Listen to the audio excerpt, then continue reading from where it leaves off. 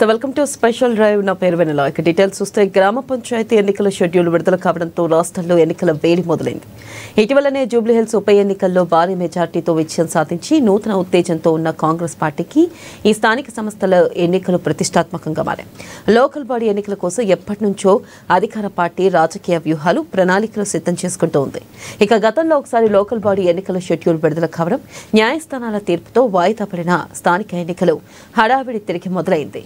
ఇక 3 విడతలుగా జరగనున్న ఈ ఎన్నికల్లో తొలి విడత డిసెంబర్ 11న, 14న రెండో విడత, 17న మూడో విడత ఎన్నికలు జరగనున్నాయి. అయితే తొలి విడత ఎన్నికలకు నామినేషన్ల ప్రక్రియ రేపటి నుంచి ప్రారంభం కానున్నాయి. ఇక రెండో విడత ఎన్నికల నామినేషన్లు ఈ నెల 30 నుంచి, మూడో విడత ఎన్నికల నామినేషన్లు వచ్చే నెల 3వ తేదీ నుంచి ప్రారంభం కానున్నాయి. దీంతో అధికార పార్టీ ఆ మేరకు శ్రేణులను సన్నద్ధం చేసింది.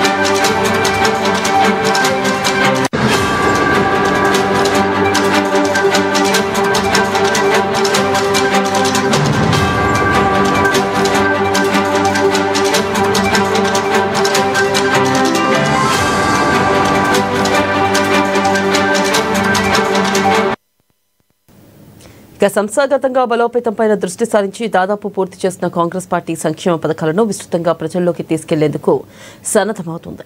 ఇక ఈ నెల 19న ఇందిరమ్మ చీరల పంపిణీ కార్యక్రమం మొదలై డిసెంబర్ 9న తెలంగాణ తల్లి అవతరణ దినోత్సవం వరకు కొనసాగనుంది.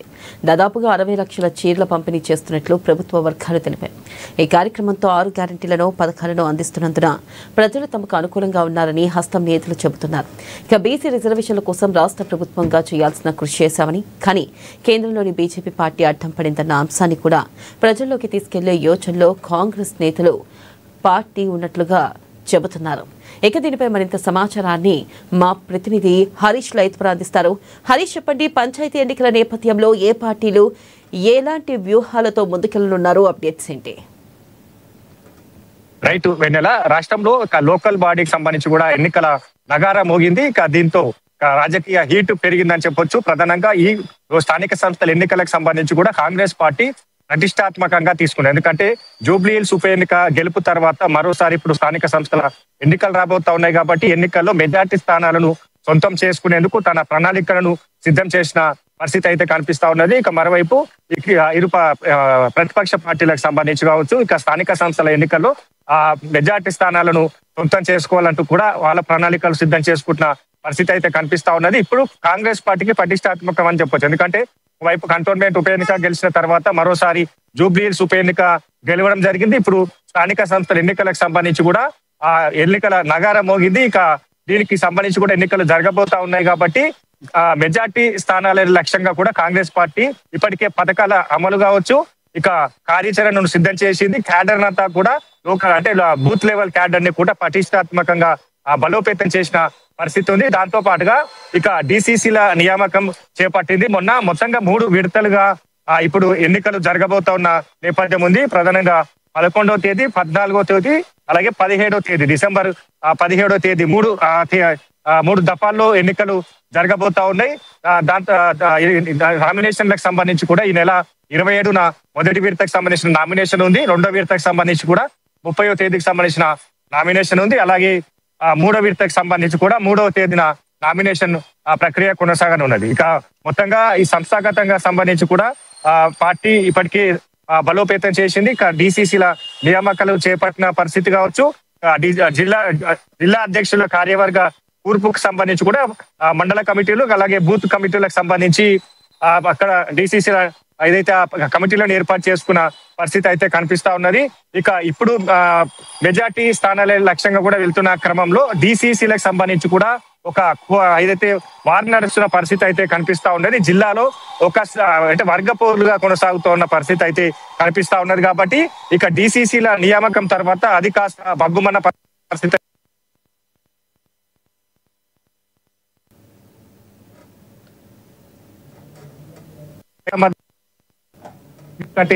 మొన్న చేపట్టిన డిసిసిలో మొన్న ఏదైతే ప్రకటించిందో దాంట్లో యూత్ కాంగ్రెస్ అలాగే ఎన్ఎస్యుఐకి సంబంధించి కూడా మెజార్టీ డిసిసిలను ప్రకటించింది. దాంతో సీనియర్ కాంగ్రెస్ నేతలు కావచ్చు, కాంగ్రెస్ పార్టీకి కట్టుబడి పనిచేస్తూ వస్తున్న వారు కావచ్చు, ఎన్నికలకు సంబంధించి ఎన్నికల కోసం కాంగ్రెస్ పార్టీని అధికారంలోకి తీసుకురావడానికి కృషి చేసిన ఆ నేతలకు డిసిసి ఆశించారు. వాళ్ళకి సంబంధించి కూడా డిసిసి దక్కలేడు. అనూహ్యంగా కొంతమంది పేరు తెర మీదకి వచ్చాయి. వారికి సంబంధించి కూడా ఏఐసిసితో లాబియింగ్ చేసుకున్న తర్వాత వారికి డిసిసిలు కట్టబెట్టారంటూ కూడా ఏదైతే ఆరోపణలు వినిపిస్తున్న నేపథ్యంలో ఇక జిల్లాలకు సంబంధించి కూడా ఇప్పటికీ వాళ్ళని బుజ్జగించేందుకు మంత్రులు అలాగే ఎమ్మెల్యేలు అంతా కూడా సిద్ధమైన పరిస్థితి ఉంది. వారిని ఇన్ఛార్జ్ మంత్రి కావచ్చు, ఆ జిల్లాకు సంబంధించిన మంత్రులు డిసిసి ఎవరైతే ఆశించి భంగపడ్డారో ఆ నేతలకు ఉజ్జగింపే పనిలో పడ్డారు. వాళ్ళకి సంబంధించి కూడా కార్పొరేషన్ చైర్మన్లు కావచ్చు, ఇప్పుడు వచ్చే జెడ్పీటీసీకి సంబంధించి కూడా జెడ్పీసీ టికెట్ ఇచ్చి జెడ్పీ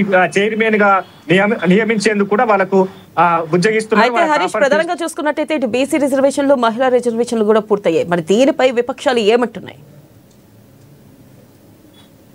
రైట్, ప్రధానంగా బీసీ రిజర్వేషన్ కి సంబంధించి కోర్టులో పెండింగ్ ఉన్న నేపథ్యం కావచ్చు, దానికి సంబంధించి కూడా ఇప్పటికే గవర్నర్ కి ఆర్డినెన్స్ పంపడం జరిగింది. ఇక ఆర్డినెన్స్ కి సంబంధించి కూడా అది పెండింగ్ లో పెట్టిన నేపథ్యం కావచ్చు. ఒకవైపు హైకోర్టుకు సంబంధించి కూడా దీన్ని హైకోర్టుకు సంబంధించి కూడా దీనిపైన విచారణ చేపట్టింది.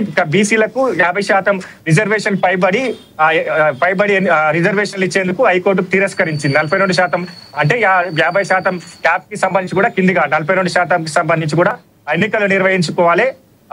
50% సంబంధించిన ఏదైతే రిజర్వేషన్లు పెరుగుతా ఉన్నాయి, బీసీలకు 42% ఇస్తే వాటిని కేసుకు సంబంధించి హైకోర్టుకు సంబంధించి కూడా తిరస్కరించింది. కాబట్టి ఇప్పుడు అంటే ఎన్నికలకు సంబంధించి పాత పద్ధతిలో ఇప్పుడు ఎన్నికలకు వెళుతా ఉన్నది. కాబట్టి ఈ అస్త్రాన్ని కాంగ్రెస్ పార్టీ బలంగా తీసుకోబోతుంది. ఎందుకంటే బీసీలకు సంబంధించి కూడా రాజకీయ ప్రాధాన్యత కల్పించాం. రాజకీయ ప్రాధాన్యతకు సంబంధించి కూడా వాళ్ళకు 42% రాజకీయంలో రిజర్వేషన్లు ఇచ్చేందుకు ఇస్తే బీజేపీ కేంద్ర ప్రభుత్వం అడ్డుకుంది. దానికి దీన్ని ప్రజల్లోకి బలంగా తీసుకువెళ్ళాలని కూడా ఒక ప్రచార అస్త్రాన్ని కూడా మలుచుకోనున్న నేపథ్యం అయితే కనిపిస్తా ఉన్నది. ఇక దాంతో పాటుగా ఇప్పుడు పథకాలకు సంబంధించి కావచ్చు, పథకాలలో కూడా ఇప్పటికైతే చాలా వరకు పథకాలు ముఖ్యంగా రైతులకు సంబంధించి కూడా ఏకకాలంలో 2 లక్షల రుణమాఫీ, రైతు భరోసా, పంట పెట్టుబడి సాయం కింద 1200 పంట పెట్టుబడి సాయం, దాంతో పాటుగా మద్దతు ధర, అలాగే సన్న వడ్లకు సంబంధించి కూడా 500 బోనస్, అలాగే ముఖ్యంగా మహిళలకు సంబంధించి కూడా 500 గ్యాస్ సిలిండర్, ఉచిత బస్సు ప్రయాణం, మహాలక్ష్మి పథకంలో భాగంగా ఉచిత బస్ ప్రయాణం కల్పించారు. 500కు గ్యాస్ సిలిండర్ ఇచ్చారు. గృహజ్యోతిలో భాగంగా 200 యూనిట్ల వరకు విద్యుత్ సబ్సిడీని ఇవ్వడం జరిగింది. ఆరోగ్యశ్రీకి సంబంధించి కూడా 10 లక్షల ఆరోగ్యశ్రీని అప్గ్రేడ్ చేశారు. మొన్న ఇందిరమ్మ చీరల పంపిణీ కావచ్చు, రేషన్ కార్డులు, కొత్త రేషన్ కార్డు 10 ఏళ్లలో కూడా కొత్త రేషన్ కార్డులు నోచుకునే పరిస్థితి ఉంది. ఇప్పుడు కాంగ్రెస్ ప్రభుత్వానికి సంబంధించి కూడా వాళ్ళ కొత్త రేషన్ కార్డులు ఇవ్వడం జరిగింది. రేషన్ కి సంబంధించి కూడా డీలర్ల ద్వారా రేషన్ బియ్యం, సన్న బియ్యం పంపిణీ చేపడుతుంది. వీటన్నిటిని కూడా ఇప్పుడు బలంగా ఈ ప్రచారాస్త్రాలుగా మలుచుకోబోతున్నారు.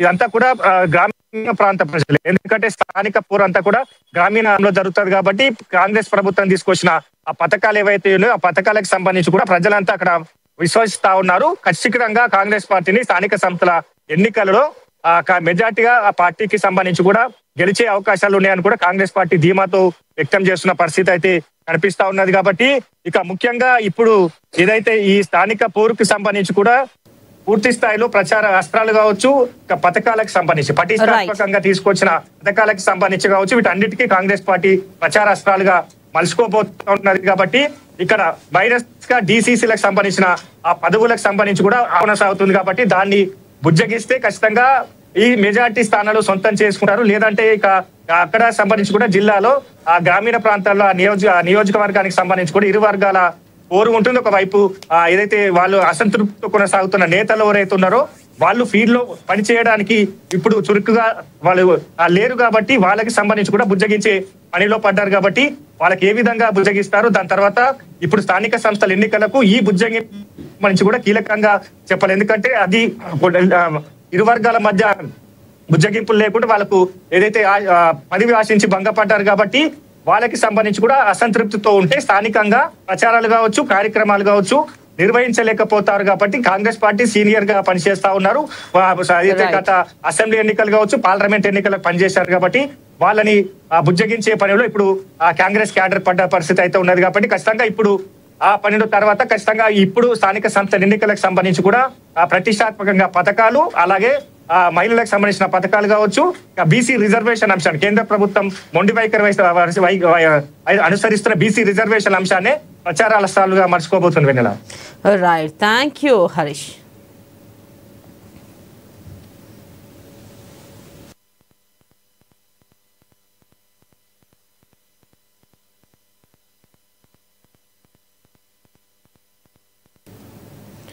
చిరకాల ప్రత్యర్థులు భారత్, పాకిస్తాన్ మరో